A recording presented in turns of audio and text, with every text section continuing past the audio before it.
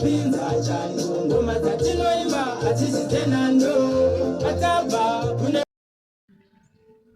we are back again with yet another video. My name is Party Twice, Mr. Beast Zimbabwe, and we are broadcasting live from our Party Twice studios. Pano pa Party Twice kudzenya dzezwitika a social media matumana ose enyika.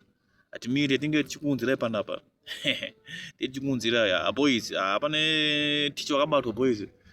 Ati mangona picture yacho randaisa.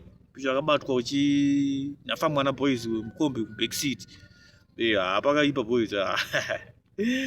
Mwana yetu aitika boys, it's real. Waitika kuchi. Tichichaonzesa kamwe ka college waterfalls. Kamwe ka college waterfalls boys. Ndo mazvakaita se, ndo mazvakaitika.